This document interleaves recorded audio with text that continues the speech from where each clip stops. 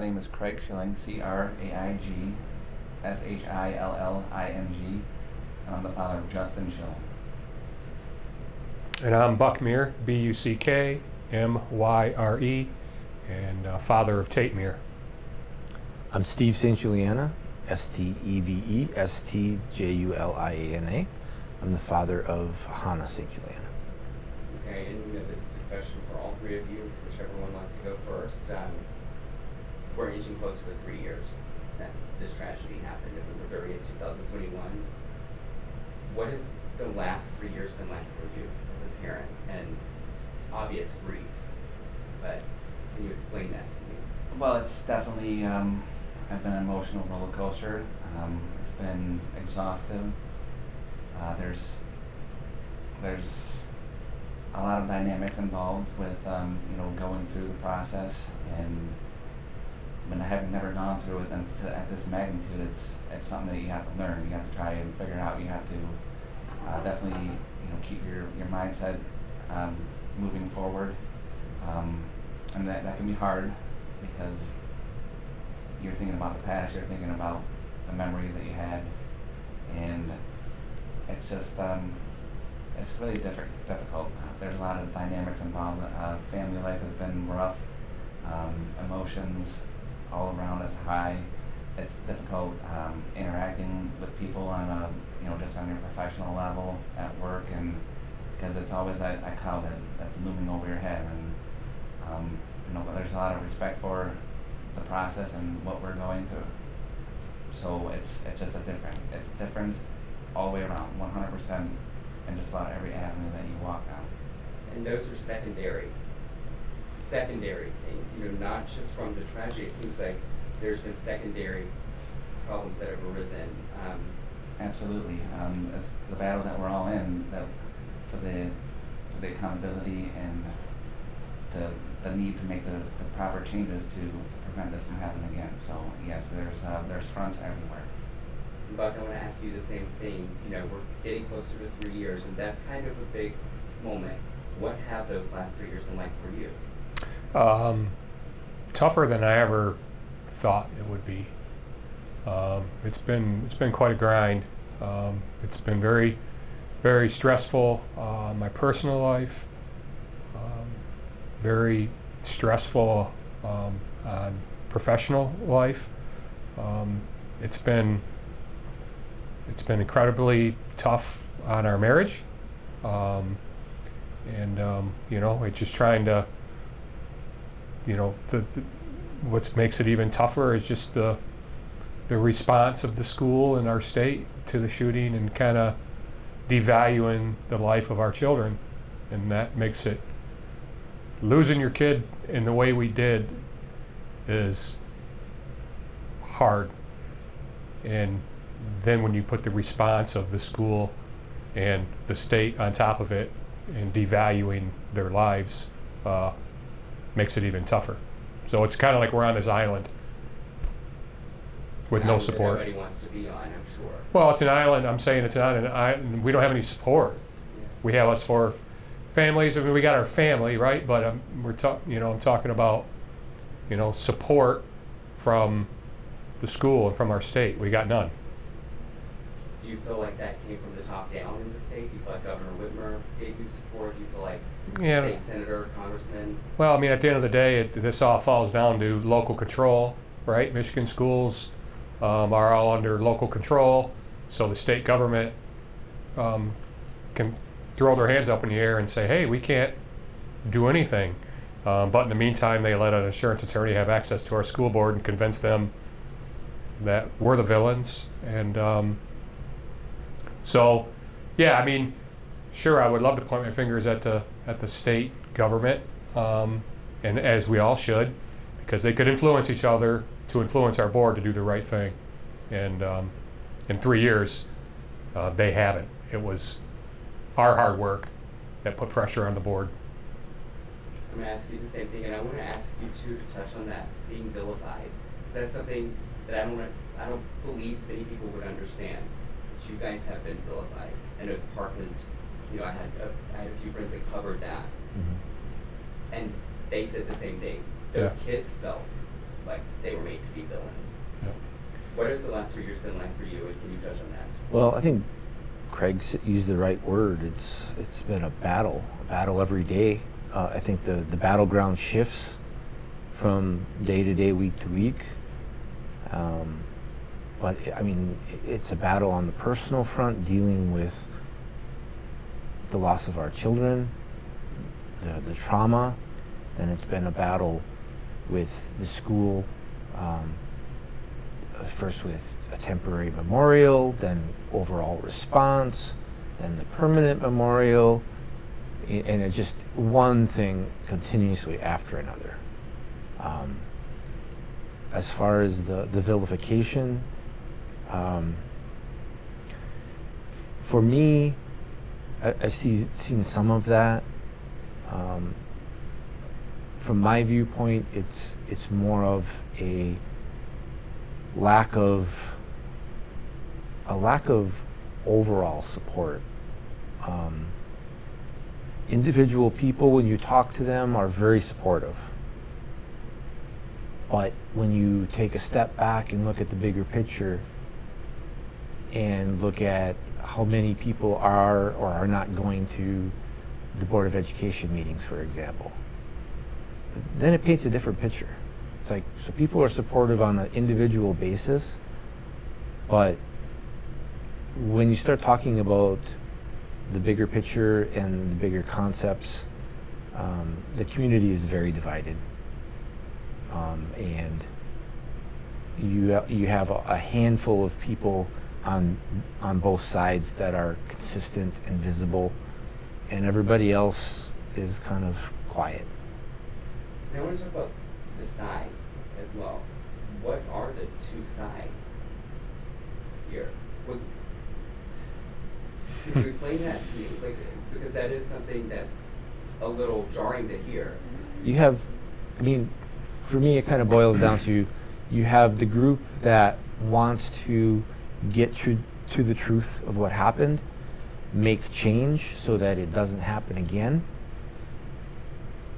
And then you have, on the flip side, people who are, it's done, it's over, it's time to move on. They don't want to talk about it, they don't want to address it, they just want to move on. And those are the two big camps that you have. Yeah. Do you guys agree? Yeah, with 100%. Absolutely. 100%. Yep. Absolutely. But I want to touch on one thing that I read, and I'm not sure if it was one of you three, or, and forgive me, I'm going to forget the girl's name right here. But one of the parents that just wanted to know what their, I believe it was one of you, I can't remember which one, what their son had for lunch that day, and they couldn't get that information. That was me, I believe. You know, I What is that like? You just wanted to know. That's a simple question. yeah, I just want to know everything about his last day on Earth. I think that's our right. You know, like, we sent him off to school and he didn't come home, and we haven't got to hear the full story. I want to hear the full story about all of Tate's interactions with all his peers and his teachers, and what he had for lunch, and like, it's that his last day on Earth wasn't all bad, right? There was good and bad in it, and I want to hear all of it. And I feel like we're being denied that right to hear that story of our kid's last day on Earth. On top of, you know, being tasked with burying a child. You know, I've had an aunt who lost her son, who's much older than your children. But I remember that was one of the things that her and my uncle were going through, was no parent should have to bury their child. And these were literally children. Right. And that started very early on, correct? Like, did you guys feel that backlash from day one? Yeah. From people that shouldn't have been giving you backlash? Absolutely. Yeah. Yeah, definitely, and some of it even internally. I mean, you don't want to bring it in, internalize everything, but I mean, you feel that that robbery, that thief that just took his life, and he doesn't have it anymore. I mean, he was so deserving of the opportunity to, you know, have the positive influence in society, you know, and it's not, I guess, you know, if you look at it like that, it's just a sad situation to be in, and it's just a heartbreaking, you know, that he worked so hard to get to that level that he was, and he was ready to burst out into the world and make that change, or have that influence on, and so it's, I guess, not really a backlash, I wouldn't call it, but I just call it the unfortunate truth of our situation. And so I want to touch on the aspect of, you know, the convicted killer. You know, I'm not going to name his name. Do you guys believe his punishment was indicative of the crimes? Do you guys also believe the punishment of parents were indicative of those crimes? I don't want to talk a lot about Okay. them. I'll say yes, and that's all I'm going to say. Okay. You guys did The the same as well? thing, Okay. basically the same thing, yeah. Yeah. But let's get to the point of today, the investigation into the school system. That's where this pushback has gotten. That the school did, and I'll just ask the question, and one by one, do you believe the school did enough to stop this from happening? And how would you start? Absolutely not. Over the course of the last few years, we have uncovered quite a bit about the lack of focus and, you know, dedication to the students by the school. There was so much in place and just policy-wise that just never got followed. So they didn't do enough then, and they certainly haven't done enough after the fact. The fact that we're here 3 years later has to explain that just as in itself. Yeah, I feel the same way. I mean, I like to look at it from a real simplistic point of view. This kid was screaming for help. He was searching for bullets on his phone, watching violent videos. On his homework assignment, he basically wrote the words "help," blood everywhere. You know, he wanted to be caught. He didn't. I don't think deep down inside he really wanted to do this, but at the end of the day, there wasn't anybody at the school in administration who the kid got taken to that could recognize that he was at the top of the mountain in crisis. And to me, you're in the business of kids. You better be able to recognize a kid in crisis. And they knew he had access to a gun. They knew he had access to a gun. So, you know, it's that simple. It was a flat out miss. It's that simple. Absolutely. They failed across the board, and you don't even have to take our belief or opinion on it. There is a 590-page independent investigation done by former federal prosecutors that determined unequivocally that the Oxford school, the school board, and administrators failed or grossly negligent across the board.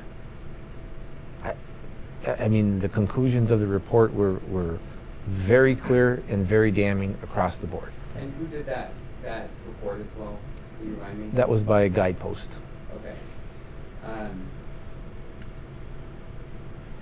But you guys have still been pushing over the past 3 years to get those answers from the school board. And I want to say too about the gun. They knew that he had access to the gun. Didn't he post about it, or there were. Yeah, they didn't have access to that though. So I don't. Okay. They didn't have access to his Instagram account, but what is Pam Fine's? What is she there? The restorative practices coordinator. She left a message with the parents, the mom, about the shooter watching violent videos and searching bullets on his phone, and she knew because she had talked to the shooter that he liked to shoot guns and blah blah blah. So they knew that he had means to carry out a violent act, and that's one of the issues. One of the big issues that I have is when you look at all the information that they had, plus they had a SABRE assessment, which is a mental health evaluation, which he was flaming red on, and that they took that at the beginning of the year, the kids do. So you had the SABRE assessment, you knew he had access, he has all this leakage, they like to call it. 80% of school shooters leak their plans. It was all there. And it wasn't, all the information's not in one spot, nobody's talking, and he walks out of the office with his backpack and with a gun in it. They didn't even check his backpack. I mean, there were warning signs. And there were total warning signs. He was leaking the plan everywhere. And someone had reported this, correct?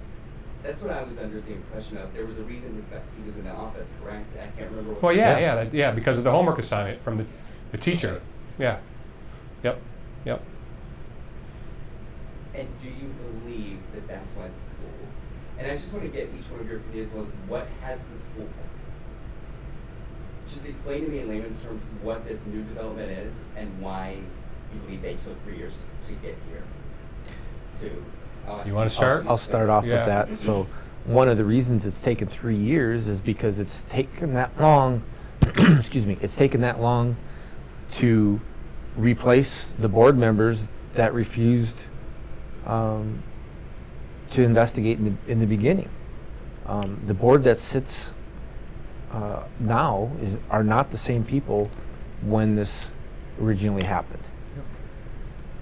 It's taken 3 years to convince them to stop listening to the insurance company lawyers and do the right thing. Because even the investigation that we mentioned, the guidepost investigation, was not complete. One, it focused only on the school. Two, it was not mandatory.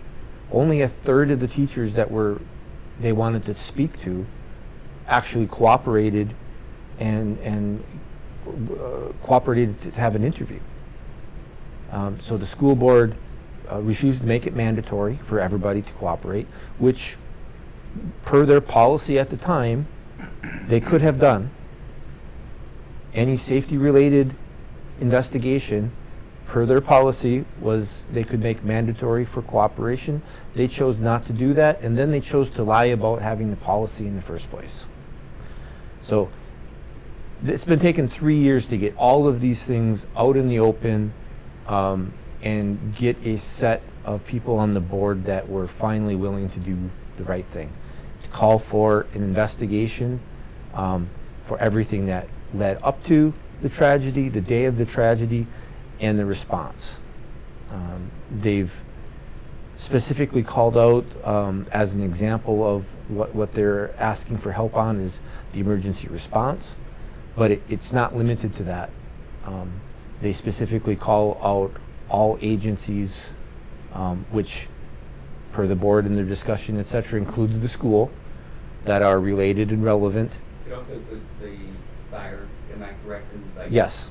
Yeah. The emergency response from fire, police, there is a lot of unanswered questions. You've got the sheriff's department and the local fire department quarreling about when they were dispatched or if they were dispatched. Timelines don't match up. So there's a lot of open questions, and this is one of the reasons that we've been pushing for an investigation. And not just of the school. I want to be clear on that. We've been pushing for a complete investigation of all of the things that led up to, happened that day, and the response afterwards. We maintain that this is an opportunity for a lessons learned for the state and the country to do a complete and thorough investigation, get the truth out there of what was done, what was missed, come up with the data that supports this, and develop the action plans to address it so that it can be avoided in the future. That's what this is all about. Yeah. So, I spoke at the board meeting when the resolution was approved. And when was that?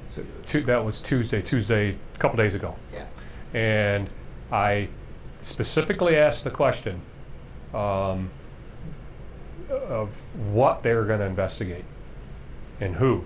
And it's the whole kit and caboodle, no stone unturned, right? I So, believe them too, that they're going to do that. well, it's written that way. It's written that any relevant agency before, during, and after the shooting. So this isn't just the they're not asking for an investigation for just the first responders. They're asking for an investigation of everything. Because at the end of the day, this was preventable. This tragedy was preventable. And we need to understand and unfold all the layers and see where we could have did better, what we did good, what we did bad, and then implement change going on down the road.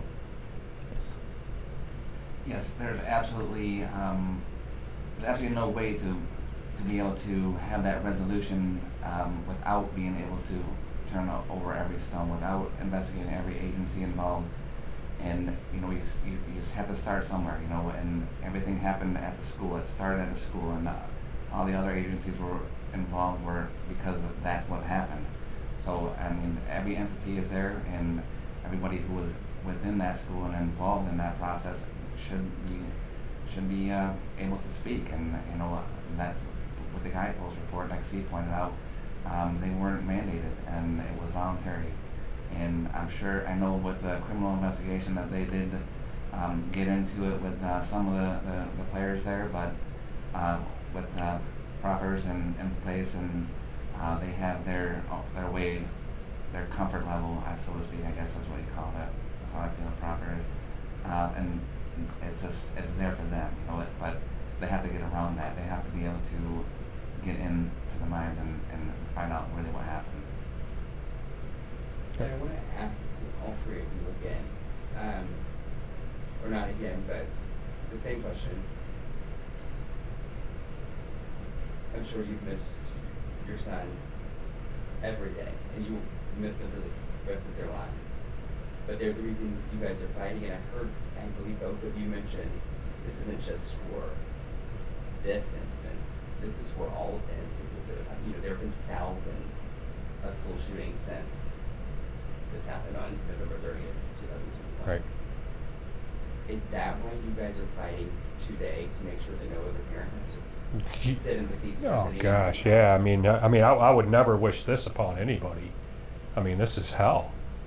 Trying to figure out how to move on. Every little thing. My oldest son just got engaged a couple weeks ago. Congratulations. Thank you. And we're obviously happy for him, right? But it was a crazy day for me. I was elated and happy that he's finding a way to move forward and be happy and get married and start a family and all that good stuff. But yet Tate's missing out on everything, right? So it's been a roller coaster of emotions for me, and that's what the rest of our lives are going to be like. There's going to be triggers the rest of our lives. We got to figure out how to live with this hole in our family.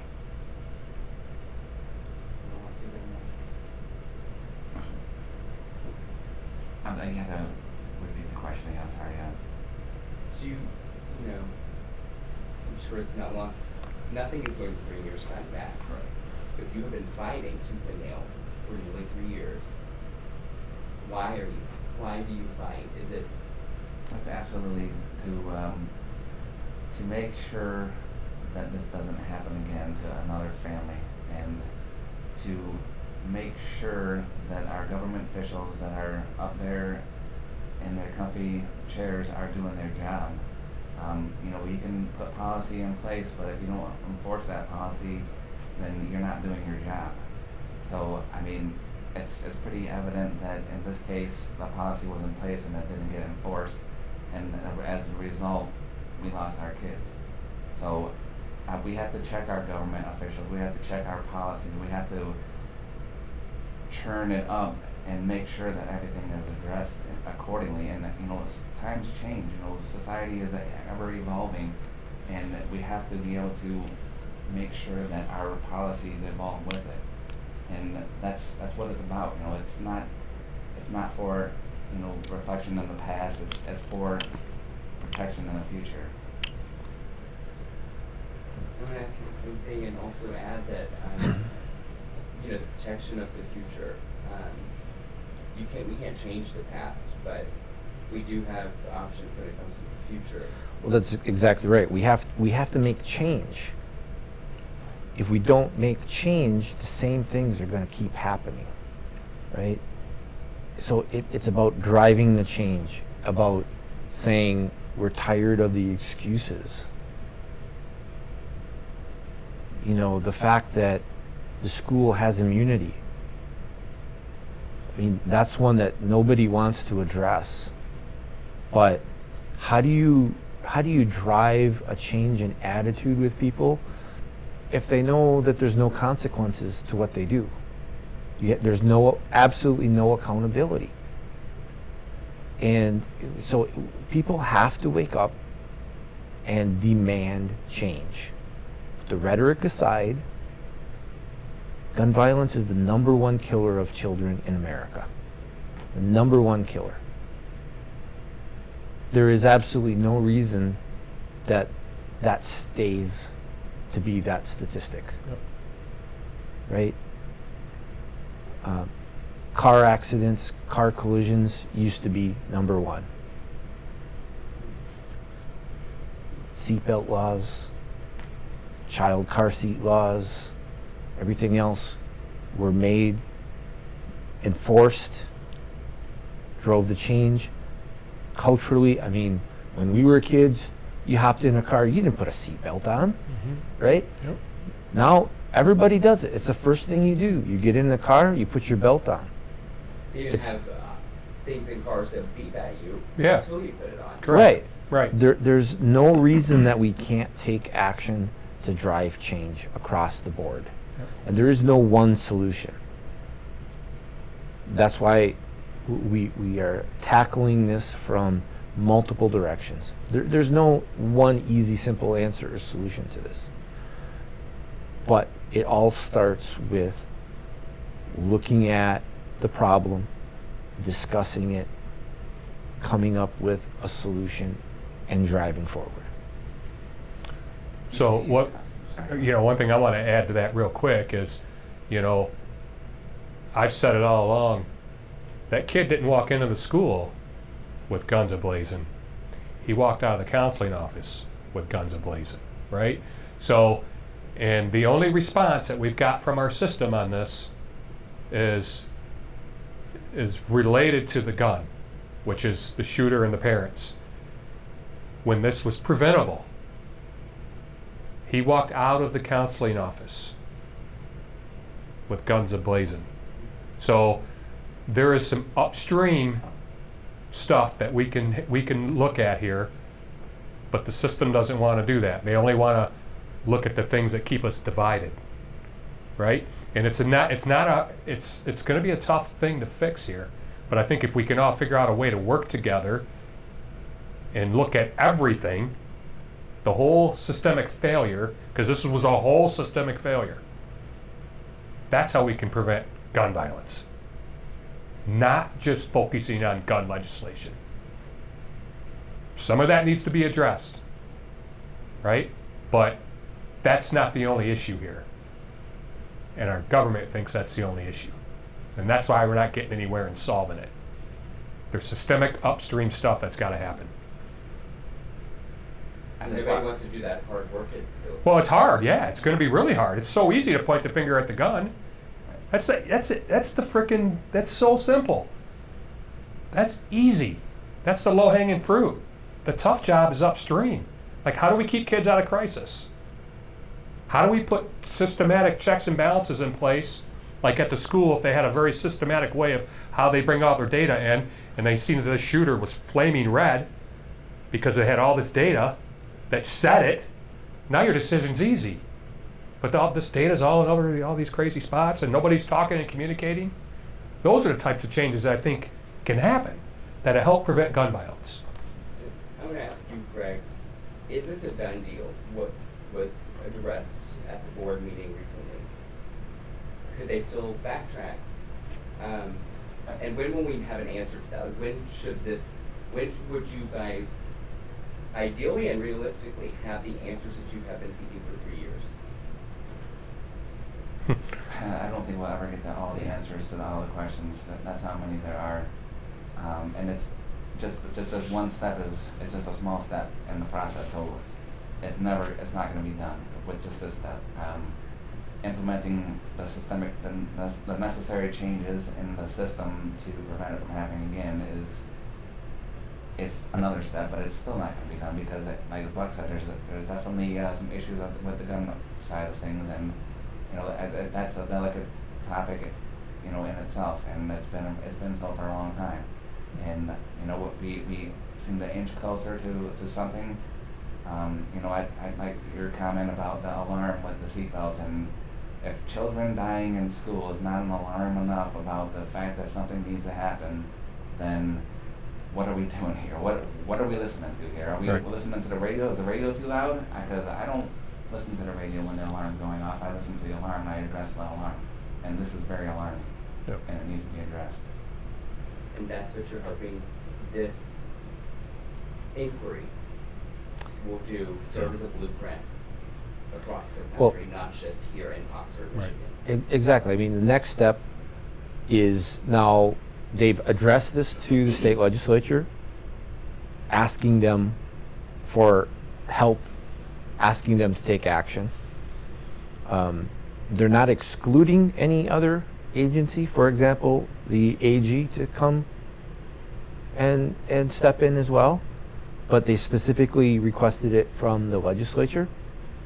And the next step really is for our legislators to step up and take action, and don't make us come to Lansing knocking on doors, because we will. Right. But if they're doing their jobs, they've had the State Board of Education issued almost the exact same resolution back in June, and there's been no action. So if the state legislature ignores the State Board of Education's recommendations, what is the purpose of the State Board of Education? Or better, what's the purpose of the legislators? If they're refusing to listen to the recommendations from their own departments, now you have the local school board issuing a resolution asking for help. If the state legislators don't step up and do this themselves, I think everybody in the state has to question every single sitting person in the legislature. What are you doing? And come November, they should do something about that. Sounds like you just gave what I was going to ask last. One last thing to say. I'll ask both of you as well, and if you want to add anything. What is the one message you want to send out about this new development and everything? If you could give me that. Stop hiding now, right? I mean, that's been the excuse of our state government, because Michigan schools are under local control. Well, our board has spoke now. There's nowhere to hide. Let's get to the bottom of this. Let's learn from it, and let's drive change. For me, on that one, that it would be, do your job. Put the politics aside, put the money aside, act like a human being and under the basic guidelines of human decency. And because this is where we're at. We're slapped in the face countless times. And that's not how humans are supposed to interact. And speaking of politics, your children weren't even politically active. They weren't allowed to be yet. So, and none of these, in these school shootings, in K-12 schools where they predominantly seem to happen, have been able to be politically active. And that's not fair. Right.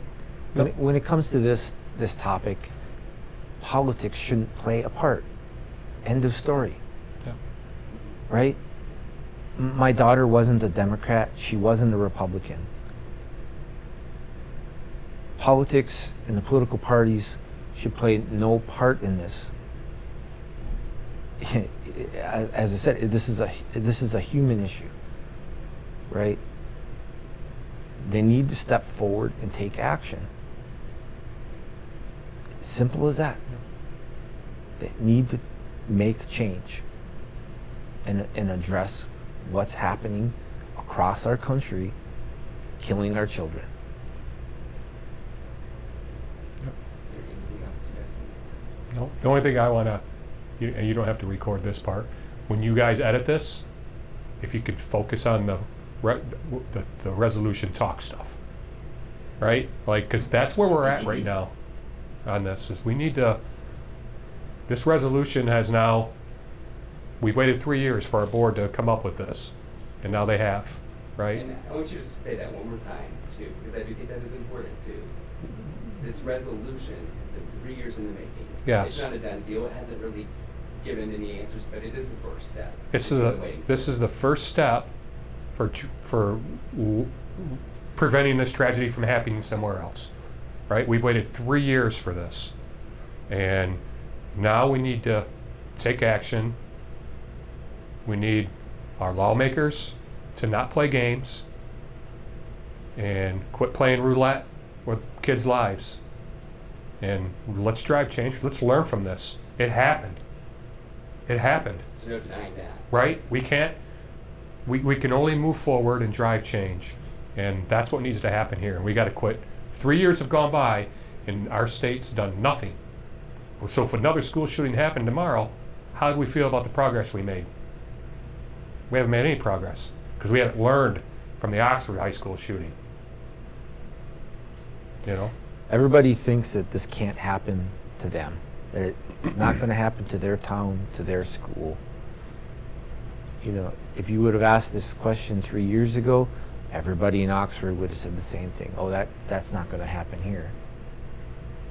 And we're here to tell you that's just not true. Yep. And you look across the country and the statistics show that that's just not true. Yep.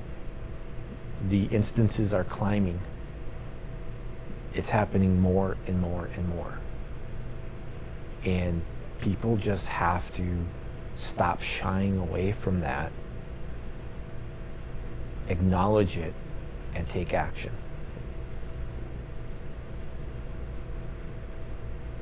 Greg, Good. Absolutely, no, absolutely.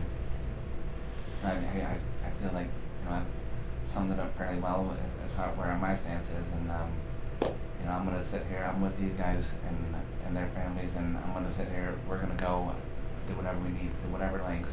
If my hair is white and I'm wrinkly and my skin is saggy and I'm still doing it, then, you know, I'm still in it, I'm still fighting, and that's, you know, that's my objective. I mean, I've lost a lifetime. Mm-hmm. Yep. And I'm willing to dedicate the rest of my life for making this change. Yep. thank you. Cool. Thank you. Appreciate it. Appreciate the extra time that Thank you gave us as Yep. well. Thank you. If there's nothing else you guys want to say, No, give me a green light. I'm gonna be saying 4 here in about 2 minutes. I'll be saying 4 as well. Yeah. 4, like we're gonna hit the golf ball and somebody's gonna I was be like, running. you guys like golf a lot? No, Yeah, I like to go- I like to hang out. sarcastic now? I like to hang out with my buds. Yeah, okay. You don't know, watch it so on it's a social television or event. anything? I do. It's good napping weather. Golf. Yeah. Yeah. It's fun. Do you know who Harris English is? Oh by yeah. chance? Yeah. He was my best friend growing up. Oh really? Yep. Wow. That's pretty cool. Yep. I like Harris English. He was a goofy kid growing up, and he's still a goofy person now. But Yeah. we each wrote